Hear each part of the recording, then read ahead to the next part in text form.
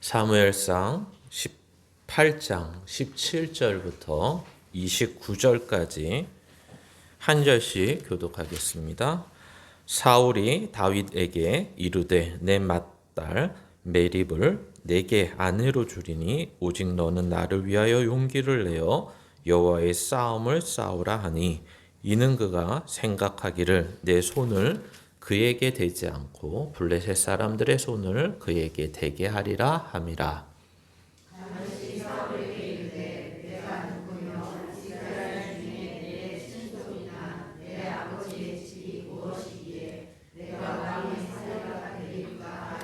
사울의 딸 메랍을 다윗에게 줄 시기에 무홀랏 사람 아드리엘에게 아내로 주었더라.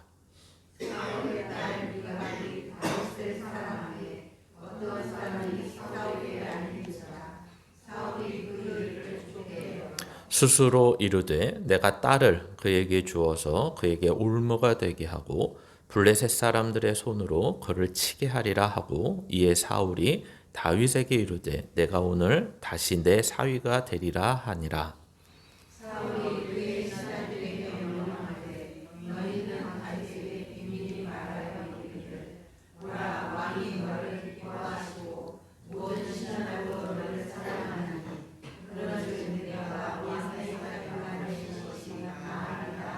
사울의 신하들이 이 말을 다윗의 귀에 전하매 다윗이 이르되 왕의 사위 되는 것을 너희는 작은 일로 보느냐 나는 가난하고 천한 사람이라 한지라.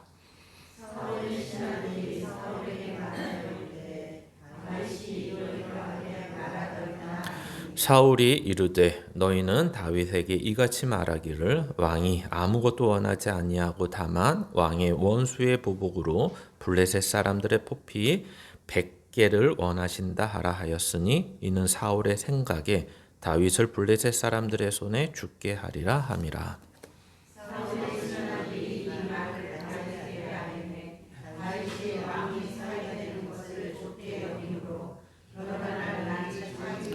다윗이 일어나서 그의 부하들과 함께 가서 블레셋 사람 200명을 죽이고 그들의 포피를 가져다가 수대로 왕께 드려 왕의 사위가 되고자 하니 사울이 그의 딸 미갈을 다윗에게 아내로 주었더라.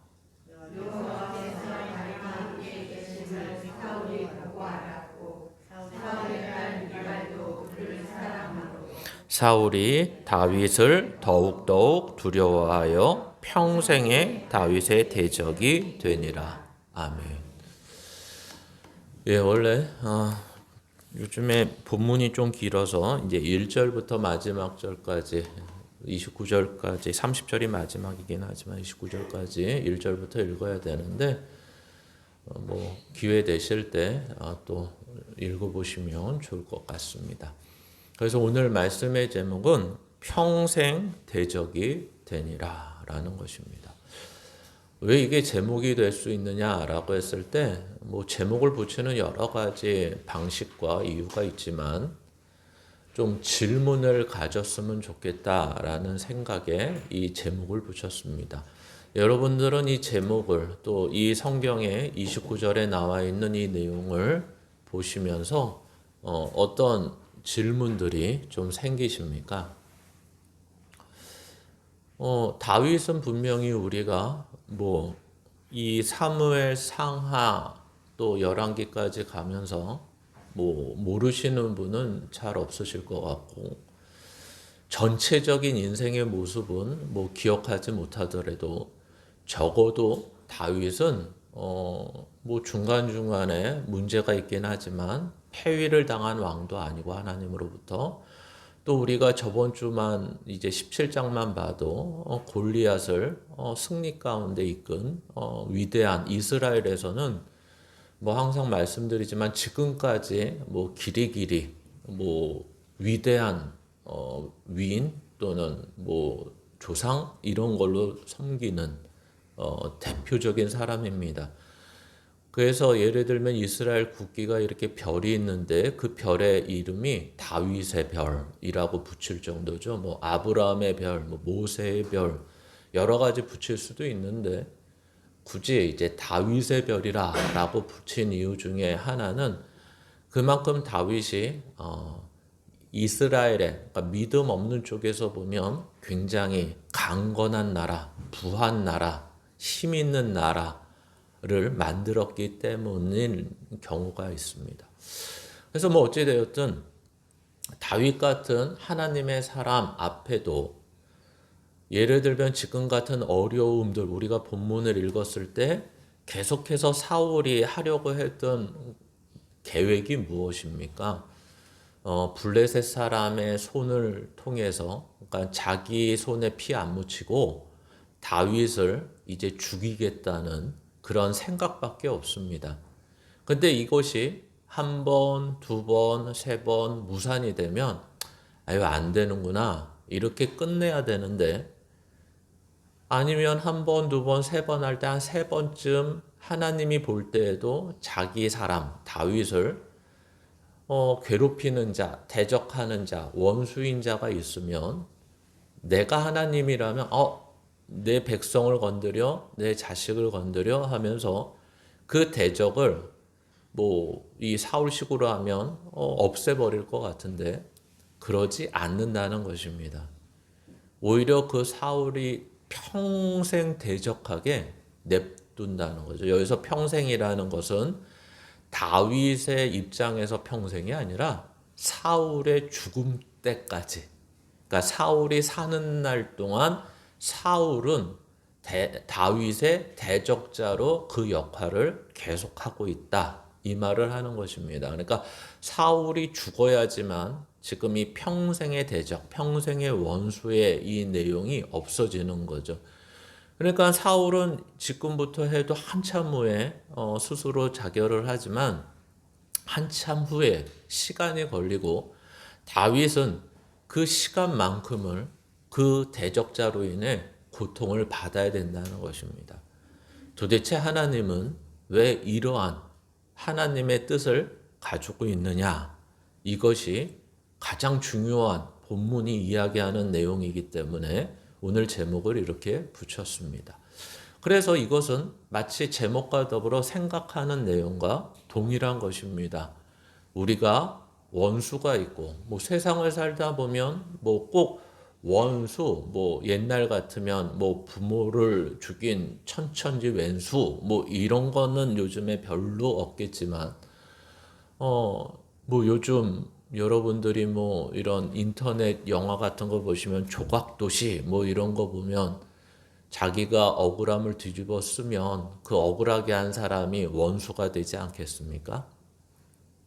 그런 원수들은 있을 수 있고 또 고난이라는 것은 우리가 평생 하나님한테 아무리 저에게 고통, 고난을 없애주세요 하셔도 하나님은 그것은 들어주지 않으십니다. 우리는 이제 다 알게 됐죠.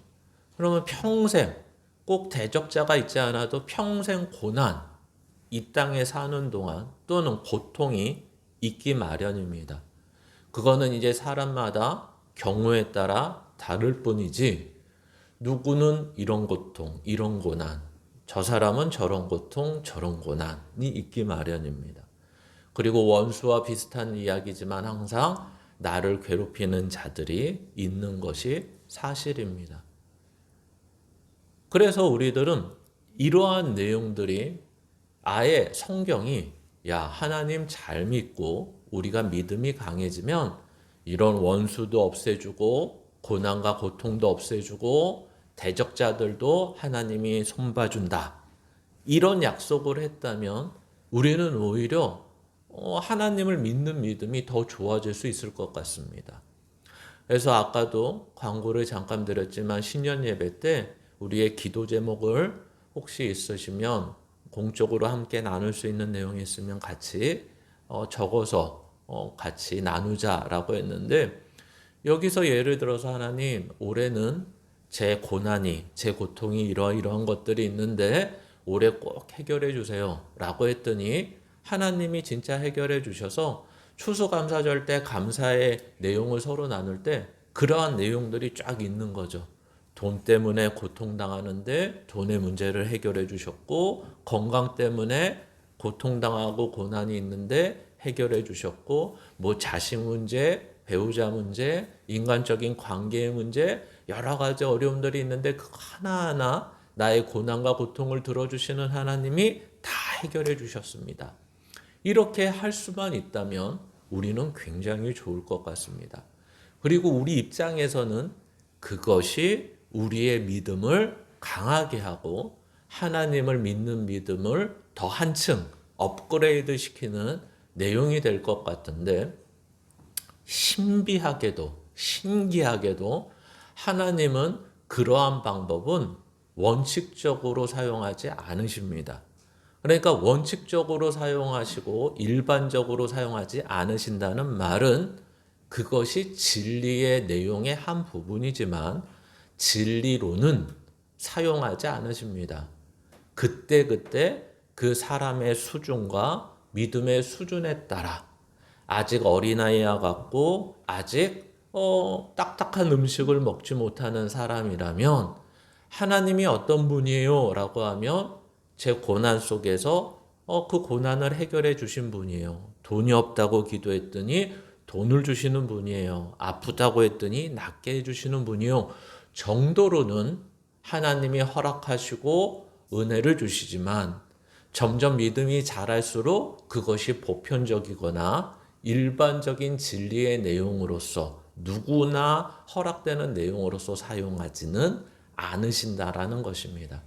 그래서 결국 믿음이 좋아진다는 것은 어떻게 보면 긍정적인 면보다는 우리가 생각하는 부정적인 면에서 하나님의 뜻을 이해하고 알고 하나님이 하시는 것들을 보게 될 때 우리는 그 고난 속에서 더 이상 그 고난을 해결해 주세요, 그 고난 속에서 하나님이 건져 주세요 보다는 그 고난 속에서 하나님이 나와 함께 하시면서 하시는 것으로 인해서 오히려 믿음이 더 강건해진다. 성경은 이렇게 이해하지 못하고 신기하게 말씀하고 있는 것입니다. 그래서 우리가 이러한 것들을 이해한다는 것은 결국 우리가 말로만 듣고 눈으로만 보는 것으로 끝나는 것이 아니라 실제 우리가 경험하고 감각할 때만 실제로는 이것이 내 믿음 안에 들어오게 되는 거죠. 즉 믿음의 내용이 되는 것입니다. 그래서 오늘 본문으로 가시면 읽지는 않았지만 이제 1절부터 보시면 1절에서 9절 사이에 이제 요나단과 다윗의 이야기가 나옵니다. 요나단이 다윗을 마음을 다했고 생명을 다했다, 이렇게까지 말을 하고 있죠. 그래서 1절 한번 다시가 아니라 1절 한번 읽어보시겠습니다. 시작. 다윗이 사울에게 말하기를 마침에 요나단의 마음이 다윗의 마음과 하나가 되어 요나단이 그를 자기 생명같이 사랑하니라. 아멘. 마치 이것을 잘못 이해하면, 그러니까 원래는 이게, 그러니까 소위 말해서 이것도 원래 본문을 의도하는 이해는 아니지만 이 요나단과 다윗의 내용을 보면서 우리는 많이 표현하기를 요나단과 다윗의 우정이다, 이렇게 많이 표현을 합니다. 근데 이제 신기하게도 시대가 21세기가 되고 여러 가지 사상, 사조, 그다음에 젠더의 갈등, 그러니까 남성, 여성 이런 젠더, 그걸 젠더라고 그러는데 젠더의 갈등이 있다 보니까 좀 오래됐죠. 한 10여 년 됐는데 굉장히 유명한 미국의 신학자가 강의를 하다가 이 내용을 보면서 이것이 이제 성경이 소위 말해서 이제 동성 간의 이러한 동성애적인 내용이라고 발표를 한 적이 있어서 굉장히 그때는 문제가 됐는데, 지금은 예를 들어서 퀴어 신학이나 동성애를 지지하는 분들은 그 사람의 신학적인 토대를 가지고 계속해서 이 말씀을 동성애적인 것으로 해석을 합니다. 근데 우리는 성경이 동성애를 지지하지 않을 뿐 아니라 동성애는 하나님의 창조 질서를 어지럽히는 죄라고 말하고 있다고 해석을 합니다. 그러니까 왜 이렇게 될 수밖에 없느냐. 그래서 그 신학자는 이 부분뿐만 아니라 예를 들면 룻기의 나오미와 룻 또는 신약에 가면 예수님께 찾아온 백부장과 하인. 야, 백부장이 하인을 그 로마 시대 때는 그런 게 너무 자연스러웠기 때문에 동성 간에 야, 백부장이 하인을 사랑하는 마음이 그 정도는 돼야지 이렇게 오는 거 아니겠냐. 자기 노예인데 하면서 그런 것들을 예를 들면서 동성애를 지지한 것을 보게 됩니다. 그러나 성경은 뭐 백부장의 얘기에서는 사랑이라는 단어가 없고요. 그다음에 나오미와 롯의 얘기에서도 그런 얘기는 없고요. 여기에서 이제 유일하게 여기에 보시면 마치 연인 간에 밖에 느낄 수 없는 표현으로 되어 있지 않습니까? 다윗의 마음과 하나가 됐다, 요나단이. 그리고 요나단이 그를 자기 생명같이 사랑했다. 이렇게까지 하면 이거는 둘 중에 하나지 않습니까? 자식을 사랑할 때 이렇게 표현하거나 아니면 어떤 연인을 사랑할 때 이렇게밖에 우리는 표현을 못한다는 제한적인 이해들이 있습니다. 그러나 우리가 조금 더 이해를 위해서 원문, 원어, 이스라엘 히브리 언어로 들어가면 왜 이렇게밖에 표현을 못했고 왜 이렇게밖에 번역할 수밖에 없었는지를 알게 됩니다. 즉 다시 말하면 일단 마음과 생명이라는 단어는 번역상에 이렇게 알기 쉽게 하기 위해서 의역을 한 거고 다른 단어로 한 거지 마음과 생명은 같은 단어입니다. 그러니까 이것을 더 정확하지는 않지만 또 다른 표현은 영혼이라는 표현이 있습니다. 그러니까 성경은 뭘 말하고 싶냐면 이제 다윗이 사울 왕으로부터 대화를 나누는 데 있어서 앞에서 골리앗과 싸운 얘기들을 나눴겠죠. 그리고 그 나눈 얘기들이 우리가 지난주에 봤던 왜 다윗이 어린 소년이고 힘도 없는 아이가 왜 골리앗을 향해 출전할 수밖에 없었느냐. 그것은 바로 저들과 우리 사이가 주종 관계가 될 수 없고 오직 이스라엘은 하나님의 통치를 받아 하나님이 왕이시고 하나님이 주인이시며 우리는 그의 백성이어야 되기 때문에 그러한 이유로 그래서 우리의 왕이 우리를 다스리시는 분이 오직 하나님이라는 것을 알게 하기 위해서 나갔다. 이런 얘기를 고백을 들었을 것입니다. 그것을 옆에서 듣던 이제 요나단이 그 말을 들으면서 그 마음이 동했고 그 영혼이 한 마음이 됐다. 한 영혼으로 묶였다. 이렇게 표현을 하는 것입니다. 그리고 끝에 가장 문제가 되는 사랑하였다라는 말은 참 아쉽게도 이게 히브리어가 고대어기 때문에 고전어기 때문에 이게 만약에 히브리어가 지금도 계속 이스라엘에선 쓰이긴 합니다. 그러나 성경에 써 있는 히브리어는 이제 고전 히브리어라고 표현을 하고 그래서 쓰는 글자 형태가 이렇게 약간 가장 쉽게 얘기하면 대문자로 쓰고요. 지금 현대 히브리어를 쓰긴 하지만 현대 히브리어는 소문자 개념으로 씁니다. 그리고 가장 큰 특징은 이 성경에 있는 히브리어는 모음이 없습니다. 다 자음밖에 없습니다. 그러나 현대 히브리어는 모음을 달죠. 좀 더 발전이 됐기 때문에 이 얘기를 하는 이유는 헬라어에서는 그러니까 그리스어에서는 이제 사랑이라고 얘기하면 아가페 사랑, 에로스 사랑, 또 무슨 사랑 이런 식으로 나눠지죠. 그만큼 이 그리스 문화가 꽃을 피고 발전을 했기 때문에 어떤 것들이 발전하기 시작하면 이렇게 세분화되기 시작을 합니다. 마찬가지로 이 고전 히브리어는 성경 히브리어는 이스라엘 민족과 더불어 발전을 못하는 바람에 이제 사랑이라는 단어가 너무 길게 얘기했는데 사랑이라는 단어가 한 단어밖에 없습니다.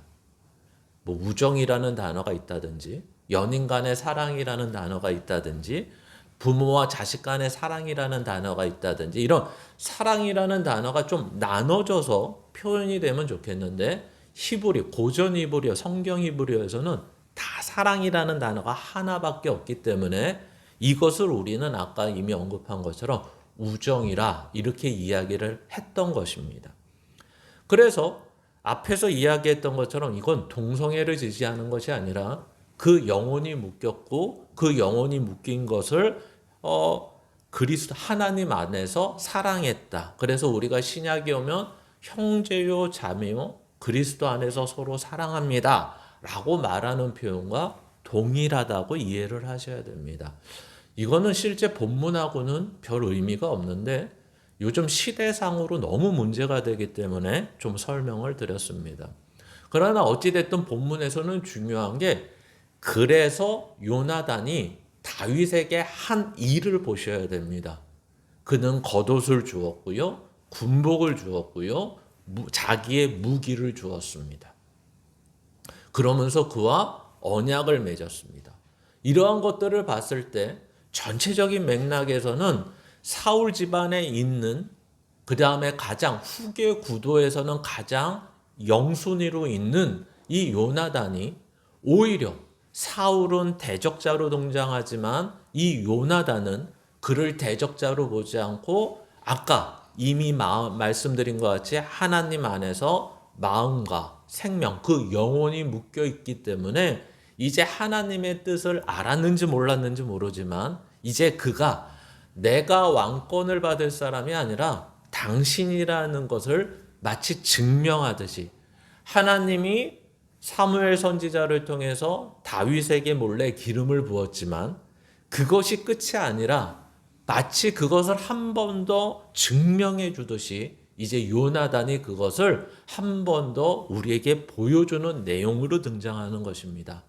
역시 다윗은 지금 왕이라는 이름으로 궁정 안에 들어간 것은 아니지만 왕과 같은 모습으로 이미 즉위식처럼 공포식처럼 그 모습을 궁정 안에 한 장군으로서 들어가지만 마치 왕이라는 모습으로 들어가는 것을 우리에게 영화의 한 장면처럼 보여주는 겁니다.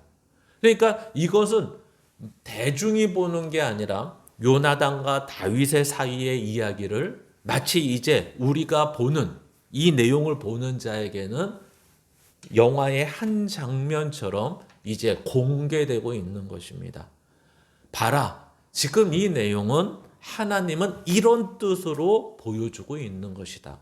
이제 궁 안에 그는 명실상부하게 왕으로서 등장하고 있는 것이다. 그러나 이것은 감추어져 있는 것이다. 이렇게 설명하는 것입니다.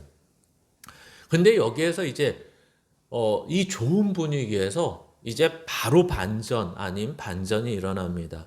이제 블레셋과 또 계속해서 싸움이 멈추지 않고 하고 있는 거죠.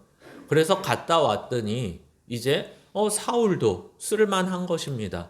그래서 장군으로 세우고 계속해서 전쟁터에 내보냈다 들어왔다 하면서 어느 날 블레셋과 싸움을 했는데 좀 크게 승리를 한 것 같습니다. 그래서 돌아옵니까? 우리 옛날 뭐 이렇게 금메달 따고 뭐 기능장을 따고 뭐 하면 또는 뭐 아주 더 옛날은 대통령이 해외 순방만 하고 들어와도 광화문에서 퍼레이드를 하잖아요. 마치 그런 것처럼 이제 사람들이 이거는 동원하지 않았겠죠. 승리하고 들어오는 군인들을 맞이하면서 노래를 하기 시작합니다. 무슨 노래를 하죠? 사울은 천천히요, 다윗은 만만이라 라고 하는 것입니다. 그 이야기를 들은 사울은 나중에 굉장히 불쾌함을 드러냅니다. 그 이 불쾌함의 내용이 뭘까요? 야, 그러면 제가 이 백성들로부터 저렇게 모든 사람이 합당하다고 생각하고 지지를 받는다면 결국 마지막에 갖는 건 이 나라밖에 더 있겠어?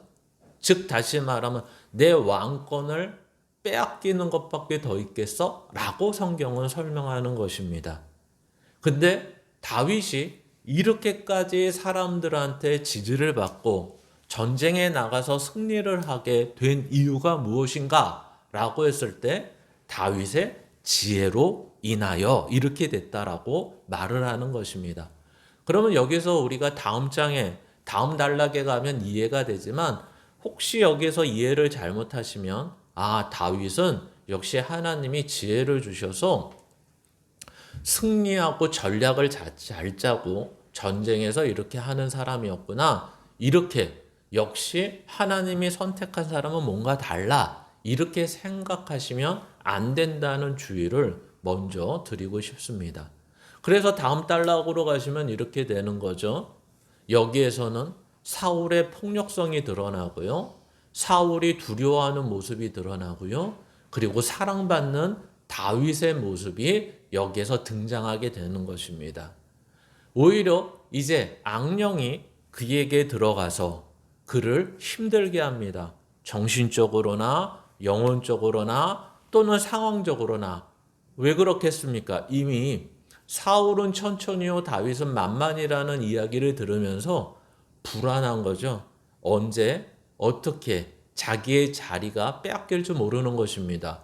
왜 불안할 수밖에 없냐면 이미 사무엘 선지자를 통해서 하나님으로부터는 패위를 당한 상태고 이 패위를 당한 상태에서 실제적으로 만약에 이 왕권의 자리에서 언젠가는 물러나야 된다는 그런 생각이 이미 있는데 이건 점점 자기를 조여오는 거죠. 다윗이라는 사람이 등장했고 그 어린아이가 등장했는데도 불구하고 저렇게 시간이 가면 갈수록 또 그가 자라면 자랄수록 그 지지와 모든 백성이 그를 합당히 여기는 것과 그 다윗의 지혜와 또 다윗을 사랑하는 마음들이 커져가는 것을 보면 이쪽에서 커져가면 당연히 나도 같이 커지는 게 아니라 대적자의 모습 속에서는 어떻게 되죠? 좁아들기 시작합니다. 그래서 일단 자기 손으로 해결을 해보려고 하죠. 그래서 내가 악시 늘려서 정신적으로 영혼적으로 힘드니까 그 수금을 타는 애가 다윗이었기 때문에 그 수금을 타러 일부러 들여오라 그럽니다. 그런데 2번이나 창을 던져 죽이려고 하지만 그를 죽일 수 없게 됩니다.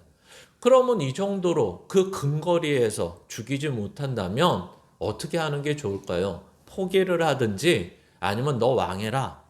그냥 내가 알아서 내려갈게 이러면 좋을 텐데 그 다음부터는 계획을 세우기 시작합니다. 어떤 계획을 세우죠? 이제 딸들을 앞세우는 거죠. 그래서 메랍이라는 큰 딸을 앞세우고 미갈이라는 둘째 딸을 앞세우고 하는 거죠. 그러니까 부모가 아버지라는 사람이 그 딸을 이용하여 어떻게 하는 거죠? 적어도 그래도 사울은 더 악하진 않았던 것 같습니다. 저 같으면 딸에게 이렇게까지 얘기하면 안 되죠. 그렇죠? 근데 딸을 주겠다는 핑계만 대고 이유만 대고 어떻게 하죠? 블레셋과 싸우러 갔다 오라는. 그래서 마지막에는 미갈을 얻게 하기 위해서는 블레셋 군대에서 한마디로 말하면 100명을 죽인 증표를 가지고 오면 내가 딸을 이때는 뭐 중동 지역에는 아직도 그런 게 있죠. 결혼 지참금이라는 게 있지 않습니까? 남자가 여자를 데려올 때 여자 집안에 결혼 지참금이라는 걸 줍니다. 그러니까 그거 대신 왜 앞에서 계속 얘기하지 않습니까? 다윗이 우리는 뭐 변변한 사람이 아닙니다. 우리 가문도 그렇고 나도 그렇고 요즘식으로 말하면 저는 흙수저에서 도대체 왕족하고 이렇게 견줄 만한 함께 할 만한 그런 것이 안 됩니다. 그러니까 여러분의 생각은 모르겠지만 저의 생각에는 어떤 생각이 딱 드냐면 내가 다윗이라면 이렇게 왕궁 안에 들어가자마자 뭐부터 말을 꺼내야 될까요? 지금 골리앗 이기고 와서 왕궁으로 들어왔다니까요. 그러니까 여러분들은 참 선하신 거죠. 이제 저 같은 사람은 들어가자마자 뭐 이렇게 밥 먹고 뭐 하다가 이제 끝나면 뭐부터 당장 얘기해야 돼요. 아니, 그때 보상 얘기하지 않으셨습니까? 그렇죠? 딸도 주고 한 자리 채워주고 그 다음에 부도 채워주고 하신다고 하지 않아서 이거 언제 해주시는 겁니까? 좀 잴 수 있으면 빨리 해주시면 좋을 것 같은데요. 이랬어야지. 이런 게 맞는 게 아닌가요? 네. 이랬어야 되는데 오히려 지금 그 내막을 모르지만 다윗은 오히려 아예 기대를 하고 있지 않았다라는 것을 보여주는 거죠. 그러니까 기대를 하지 않았던 이유는 뭐죠? 우리가 17장에 보면 오히려 주변에 있는 군인들이 웅성웅성 얘기하지 않습니까? 야, 저 골리앗 하나 죽이면 로또래 로또. 그랬더니 참, 그 로또 때문에 지금 골리앗을 죽이겠다는 겁니까? 라고 다윗이 반문한 것을 보면 알 수 있죠. 형이 아주 기겁을 하고 쌍욕을 합니다. 야, 너 그것 때문에 나서겠다는 거야? 이 사악한 놈아? 이렇게까지 욕을 먹은 다윗입니다.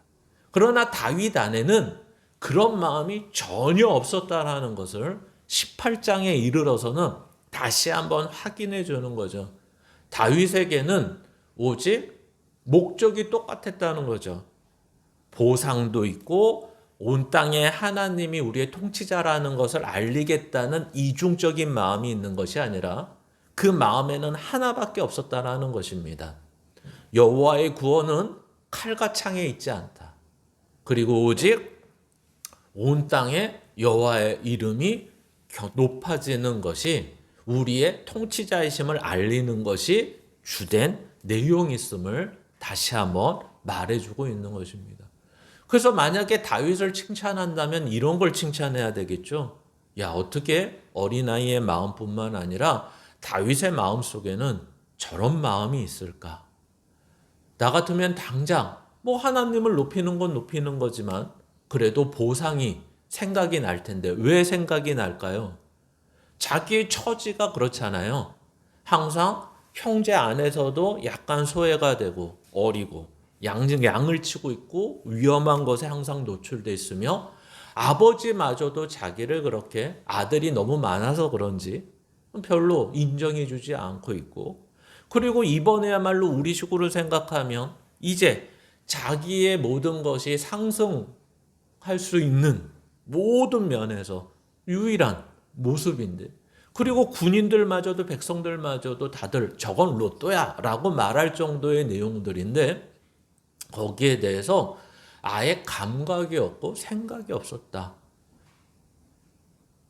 근데 역시 나이가 어려서 그런 것 같습니다. 이거는.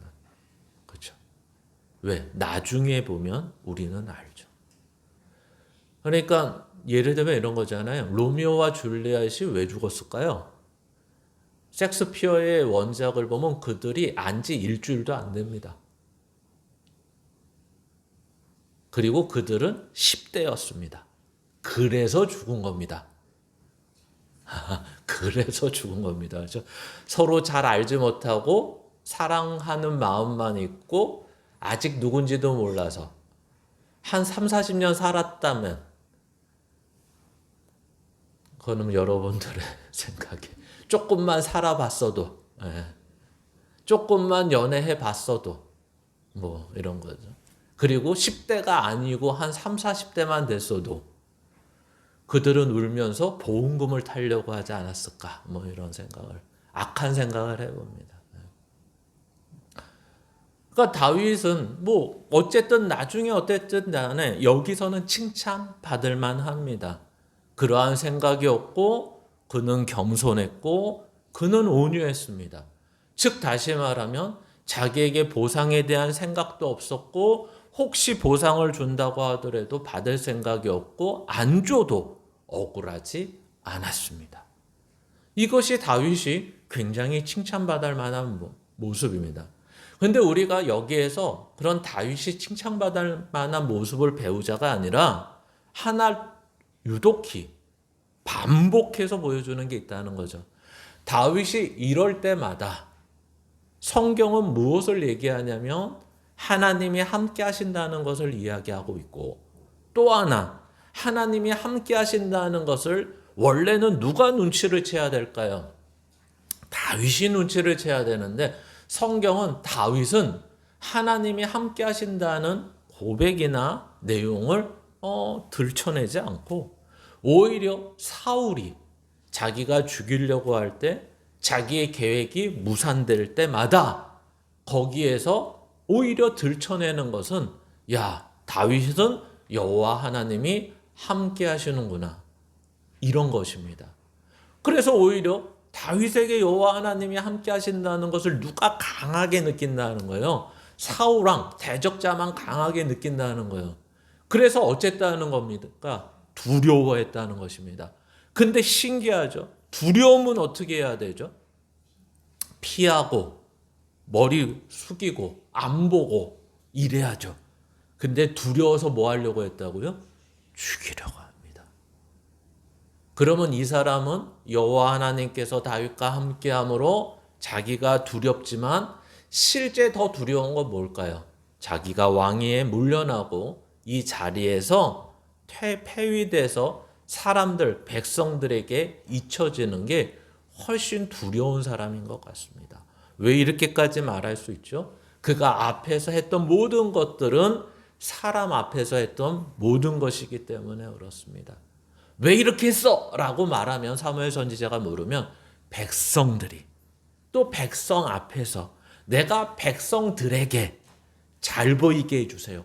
백성 앞에서 체면 구겨지지 않게 해주세요. 백성들이 하자고 해서 했어요. 하나님은 저렇게 하자 그랬는데 저도 그러고 싶었는데 백성이 이러자고 해서 했어요. 이런 식인 거죠.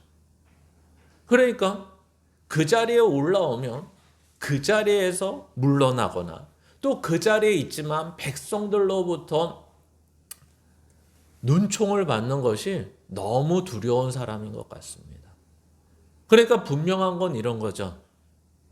하나님을 두려워하지 않았다. 신기하지 않습니까? 뭐가 신기하냐면 하나님이 그와 함께 하셔서 다윗이 두려운 거예요. 그렇죠? 근데 원래는 누굴 두려워해야 되죠? 하나님을 두려워해야 되죠. 그런데 하나님의 사람만 두렵고 왜 두렵냐? 그가 왕이 되면 안 되니까. 하나님은 왕이시지만 보이지 않으니까. 근데 다윗은 왕이 되면 내 자리를 찬탈해야 되는 사람이고 보이는 사람이니까. 그러니까 여기서도 우리는 좀 생각해 볼 것이 있죠. 과연 내가 세상에서 믿음으로 살지 못하고 하나님의 뜻대로 순종하지 못하는 이유는 무엇일까요? 라고 했을 때 내 속에 하나님을 두려워하지 않는 것입니다. 하나님은 어떤 분이신데요? 적어도 고통과 고난과 원수와 대적을 해결해 주시는 분은 아닌데 생사화복을 주관하시는 분이라는 것입니다. 이거는 완전히 다른 얘기죠. 여러분의 살고 죽는 것, 저와 여러분의 복과 저주를 그 손 안에 쥐고 있다는 것입니다. 여러분은 돈이 두렵습니까? 하나님이 두렵습니까? 이렇게 묻는 거죠. 근데 우리는 막상 돈이 두렵습니다. 이렇게 얘기하는 거예요. 돈 없으면 죽을 것 같습니다. 근데 성경은 야, 돈 없어도 하나님이 있으면 살아. 이렇게 얘기하는데 우리는 이렇게 얘기하는 것입니다. 하나님 살아 보셨어요. 그랬더니 하나님이 이렇게 얘기하시는 겁니다. 그래, 내가 너희 가운데 와서 성육신하여 체휼했다. 히브리서 옛날 말로는 그렇게 돼. 너희 육신으로 사는 모든 것을 나는 체휼했다. 이게 바로 예수 그리스도의 이야기입니다. 그러니까 예수 그리스도의 이야기는 단순히 우리를 위해서 이 땅에 오셨고 30년 동안 가만히 계셨다가 십자가 지고 끝났다. 우리의 죄만 용서해 주셨다, 해결해 주셨다가 전부가 아니라 이 땅에서 낮고 낮은 자리에 오셨고 그 낮고 낮은 자리에 와서 가장 힘든 삶을 사셨고 우리와 같은 육신을 입고 우리가 고민하고 고난받고 힘들었던 모든 것을 체휼하신 분이라서 우리에 대해서 나보다 하나님이 더 잘하신다. 그리고 그 가운데서 오직 예수님이 하신 것은 돈을 무서워하거나 가난을 무서워하거나 건강을 무서워하거나 죽는 것을 무서워한 것이 아니라 하나님의 뜻대로 하는 것을 그것에 목숨을 걸으셨던 분이다. 그래서 사단이 와서 그 무엇을 허락하고 무엇을 준다고 해도 다 거절하신 이유는 그게 하나님의 뜻이 아니야. 나는 너희가 준다는 거 있으면 이렇게 표현하면 안 되죠. 너희가 준다는 건 없어도 돼. 근데 하나님의 뜻이 이루어지지 않는 것이 가장 무서워. 가장 두려워. 이렇게 얘기하는 것입니다. 그러니까 우리의 삶에서도 이런 거죠. 근데 한 가지 위로가 되는 것은 있습니다. 오늘 다윗은 그걸 몰랐다는 것입니다. 다윗이 알았으면 뭐라고 고백할까요? 17장에 있는 고백처럼 여호와 하나님은 나를 공과 사자의 발톱에서 구원하신 분이야. 그때 내가 그것들을 무찌를 수 있게 하신 분이야. 하나님이 우리를 다스리시기 때문에 나를 지키시고 보호하신 분이야. 라고 고백한 것처럼 오늘도 이 사울의 문제 속에서, 어려움 속에서 다윗은 날마다 요나단을 만났을 때도 야, 하나님이 함께 하셔서 우리를 영혼 가까이 묶어주셨어. 사울의 어려움을 만나면서 나중에는 뭐라고 얘기해야 될까요? 사울이 날 죽이려고 창을 던지고 나를 죽이려고 블레셋 군대 가운데 넣는데도 불구하고 나를 건져주셨어. 오직 여호와 하나님만이 나의 구원자셔. 막 이렇게 고백을 해야 되는데 실제 요 18장의 내용을 가지고 시편의 기록이 특별한 것이 없습니다. 그 말은 무슨 말일까요? 그렇게 시편을 많이 쓴 다윗이 이 시편 사무엘상 18장의 내용을 가지고는 크게 기억되는 게 없다는 것입니다. 그런데도 불구하고 성경은 뭘 얘기하죠? 여호와가 함께 하셨다 이렇게 얘기하는 것입니다. 그래서 특이한 게 뭐냐면 구약의 인물들은 나중에 가서 이런 것들을 깨닫게 되는 것입니다. 밧세바를 범한 이후에 또는 압살롬이 자기를 치러할 때 아들이 이런 것들을 지나고 날 때 아는 거죠. 마치 우리가 아는 창세기의 요셉도 마찬가지 아닙니까? 성경은 계속해서 요셉이 형으로 인해서 팔려갔을 때도 뭐라고 얘기하냐면 하나님이 그와 함께 하심으로써 형통했다. 아니 노예의 모습인데 형통했다라고 얘기하고 또 죄수로 끌려갔는데도 불구하고 여호와 하나님이 그와 함께 하심으로 형통했다 이렇게 얘기합니다.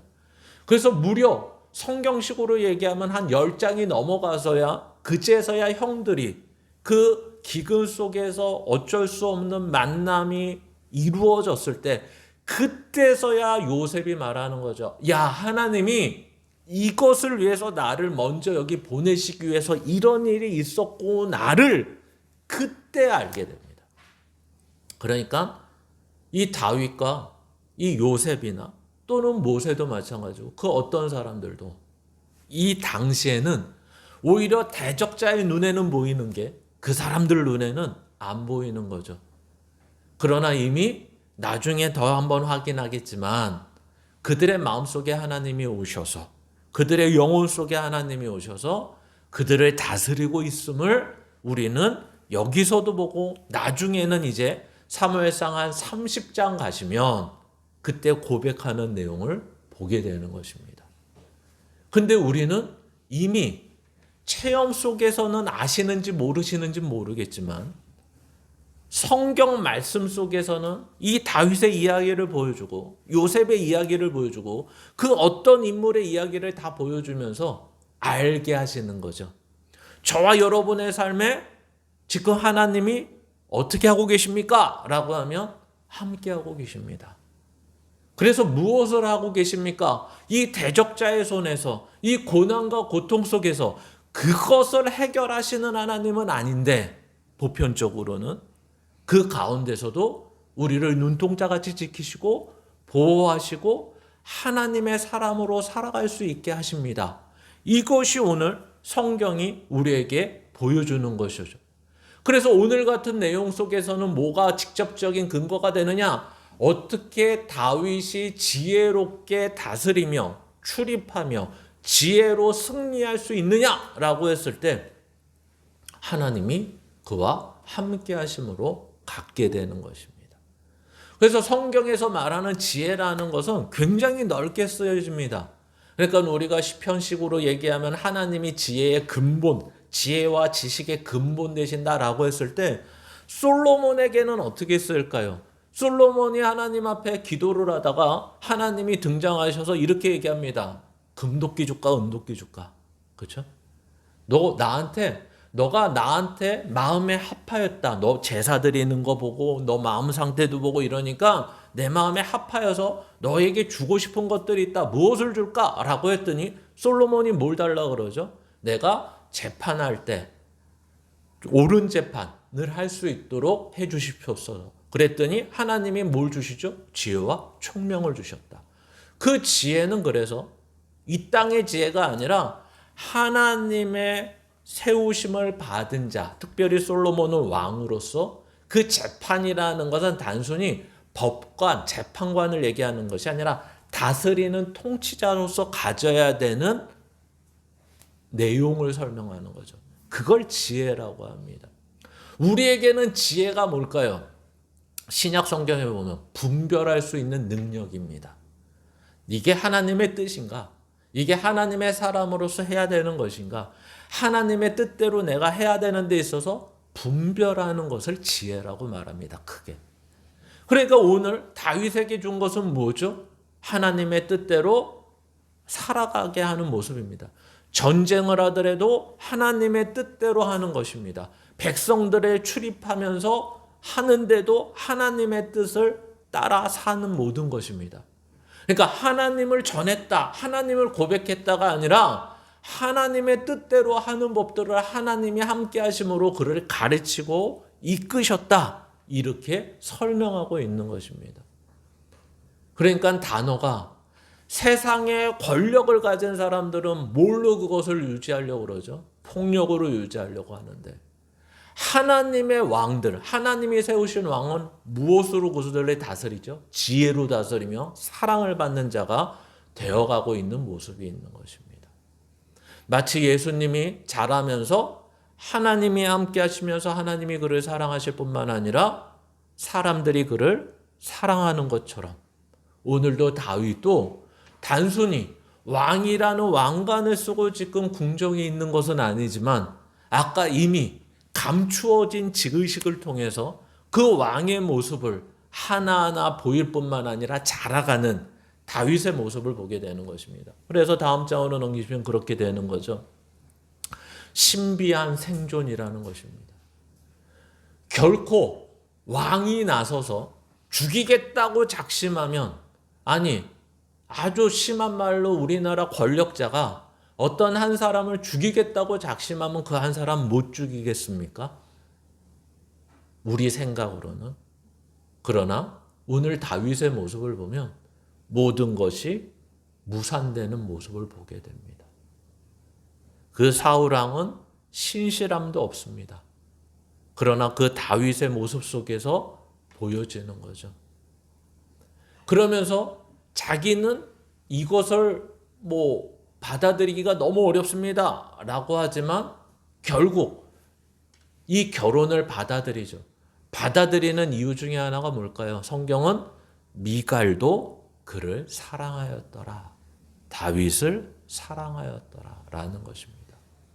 그러니까 성경이 말하고 싶은 것은 야, 둘이 사랑해서 결혼했대. 이야기를 하려는 것이 아니라 사울만이 지금 그 다윗의 대적자로 있으며 사울만이 하나님과 상관없는 자로 살아가는 그의 모습을 보여주는 거죠.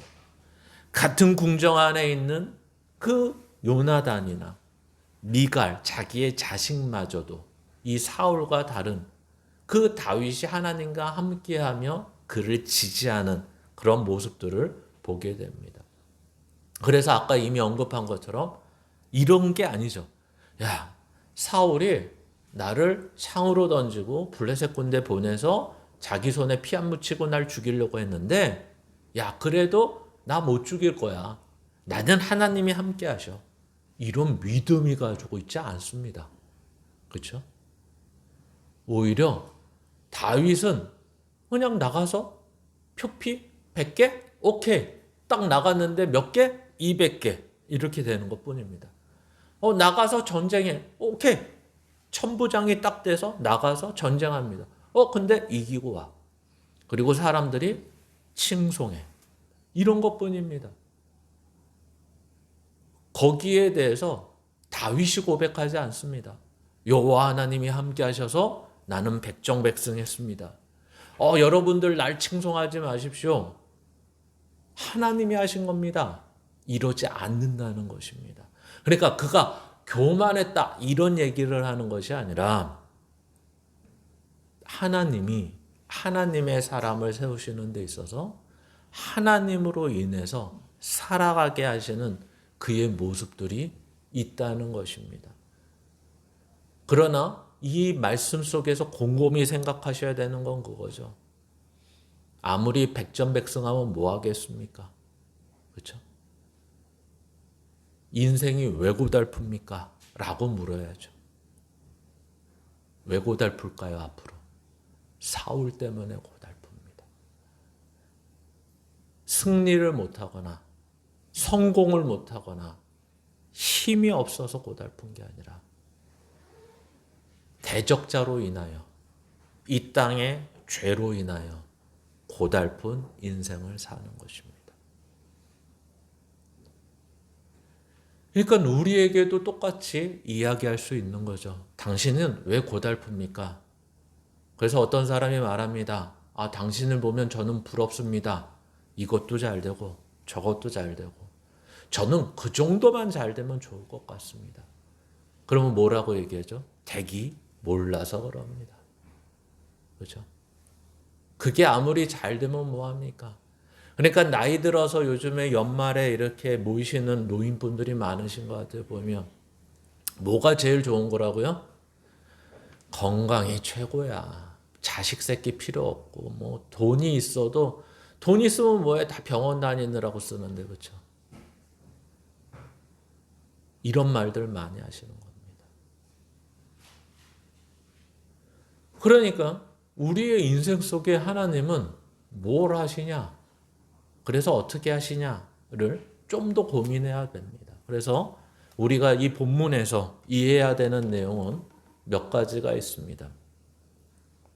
바로 하나님이 함께하는 자는 신명기 30장 같은 데 보셔도 이제 야곱의 자녀들이라고 표현하면서 짐승의 손에서 우리를 하나님이 눈동자같이 지키셨고 시편 같은 데 보면 아예 기도의 내용이 하나님 나를 하나님 눈동자같이 지켜주세요 라고 보호해주세요 라고 기도를 하는 내용들이 있습니다. 그런데 이제 하나님은 다윗에게 오늘 직접적으로 보면 함께 하셔서 주신 것이 뭐죠? 지혜와 온유를 주십니다. 이미 온유에 대해서는 우리가 지난주 오후 시간에 이미 다 들었기 때문에 가장 온유가 나타나는 상태가 뭘까요? 억울하지 않은 것입니다. 예수님이 나는 온유하고 겸손하니 나의 멍에를 베고 내게 배우라 라고 말하는 것은 나는 억울하지 않는다. 십자가 지는 게 억울하지 않다. 그러니까 너희도 너희 십자가를 지려면 뭐부터 가져야 되죠? 억울하지 않아야 되죠. 왜 나만? 이것입니다. 다윗은 억울하지 않습니다. 보상을 안 해줘도 억울하다는 말 하나도 안 합니다. 자꾸만 전쟁터에 내보내도 왜 나만 내보내냐고 오늘 성경에는 억울해하지 않습니다. 왜 딸 준다 그러고 딴 사람한테 시집 보냈냐고 억울해하지 않습니다. 원망하지 않습니다. 오히려 자기는 받을 이유가 없다라고 얘기합니다. 그래서 우리에게 주신 약속이 있습니다. 이 다윗보다 더 큰 우리에게 주신 것들이 있죠. 바로 예수 그리스도를 우리 가운데 주셨습니다. 다윗은 이러한 약속을 자기가 받으면서도 몰랐지만 우리는 이제 예수 그리스도로 인하여 우리에게 약속하신 것이 있습니다. 그것은 내가 세상 끝날까지 너희와 함께 하리라. 그 뒷얘기를 기억을 안 하셔도 실제는 됩니다. 그 뒷얘기가 뭐죠? 앞얘기가 너희는 가서 복음을 전하라. 세상 끝까지 복음을 전하라. 근데 오히려 그 뒷얘기가 더 중요합니다. 내가 세상 끝날까지 너희와 항상 함께 하리라. 그러니까 성경이 약속한 건 그거지. 너희가 복음을 전해야지, 제자 삼아야지, 세례를 줘야지 내가 세상 끝날까지 너희와 함께 한다는 조건과 전제로 주는 건 아닙니다. 근데 마땅히 우리가 예수 그리스도를 믿고 그것이 좋고 그것이 은혜인 줄 안다면 마땅히 전해야 되는 것뿐이죠. 그러나 그것이 전제와 조건이 돼서 예수님이 하나님이 우리와 함께 하신다는 것은 아닙니다. 우리가 예수 그리스도 안에 묶여 있기 때문에 함께 할 수밖에 없음을 설명하는 것이고, 묶여 있는 모든 자들은 오직 예수 그리스도로만 살 수밖에 없음을 설명한 것이지, 그것을 하면, 그것을 안 하면은 아무런 조건이 되지 않는다는 것입니다.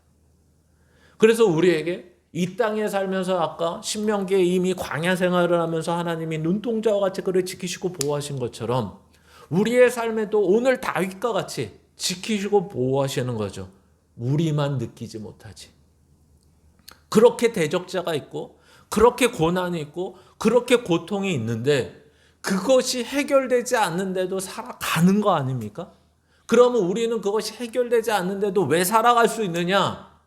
하나님이 함께 하시기 때문에 그렇다라는 것입니다. 그러니까 우리가 생각하는 것과 달라라는 거죠. 하나님이 함께 하시면 힘든 것도 없고 육신의 피로도 없고 병도 낫고 돈도 생기고 이래야 되는데, 성경은 거꾸로 얘기하는 것입니다. 돈이 없고 건강이 안 되고 힘들고 어렵더라도 그것이 너희를 어떻게 하지 못할 거야. 이렇게 얘기하는 거죠. 그래서 다음 장을 넘어가면 더 중요한 말을 합니다. 뭘까요? 예수 그리스도로 인하여 너희가 그 안에 있으면 세상을 이길 힘을 주셨다는 것입니다. 그리고 이미 예수 그리스도 안에 있어서 이 세상을 이길 힘을 어떻게 가질 수 있어요? 라고 얘기하면 이미 예수 그리스도가 세상을 이기셨답니다. 그래서 우리도 이긴다는 것입니다. 그래서 더 나아가서 로마서식으로 얘기하면 모든 것이 합력하여 선을 이룬다 이렇게 얘기하죠. 이 내용은 우리가 귀가 닳도록 들은 것입니다. 여러분 고통받습니까? 고난받습니까? 거기에 멈춰 있지 마십시오. 거기에 눌려 있지 마십시오. 그러면 어떻게 해야 됩니까? 놀랍고 신비한 것이 있습니다. 뭐가 놀랍고 신비할까요? 그 안에서 돈을 더 벌거나 건강이 급속도로 회복이 되는 기적은 잘 모르겠는데, 그 고통과 고난과 대적자가 있는데도 하나님의 사람으로 살 수 있다는 놀라운 신비함이 있다라는 것입니다. 원래는 어떻게 되는데요? 포기하고 낙심하고 좌절해야죠. 내가 이렇게 힘든데 하나님은 뭐 하셔라고. 근데 하나님은 우리에게 말씀하시죠. 이렇게 힘든데 하나님 뭐 하세요? 그러면 나 너와 함께 하고 있어. 그러면 도와주셔야죠. 도와주고 있어. 어떻게 해요? 하나님의 사람으로 살아가는데 부족함이 없게 하고 있어. 다윗이 돈 주고 직위 주고 딸 주고 이걸 바라지 않고 그걸 억울해하지 않았어. 왜? 그것이 하나님의 사람으로 사는데 꼭 필요한 건 아니래서. 근데 하나님은 그에게 지혜를 주셨어. 그에게 온유함을 주셨어. 왜? 그거는 하나님의 사람으로 살아가는데 필요해서. 오늘 우리에게 하나님이 하나님의 사람으로 살아가는 데 있어서 악을 선으로 바꾸시는 하나님은 아니다가 합력이라는 말입니다. 그렇죠? 우리는 자꾸만 잘못 알고 있는 게 하나님이 악을 선으로 바꾸신다는데, 하나님은 악을 선으로 바꾸시지 않으세요. 대신 그 악이 선과 또 다 같이 있는데도 불구하고 그것을 합력해서 우리 가운데 선을 이루세요.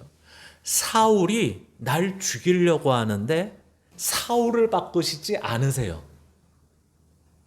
예? 이게 이 말이에요. 악을 선으로 안 바꾸세요. 사울을 선한 사람으로 다윗 앞으로 괴롭히지 않게 바꿔주지 않으세요. 근데 그 사울이 다윗을 만들어가요. 하나님의 사람으로 살고 하나님의 사람으로 사는데 부족함을 채우시는 하나님을 알게 해요.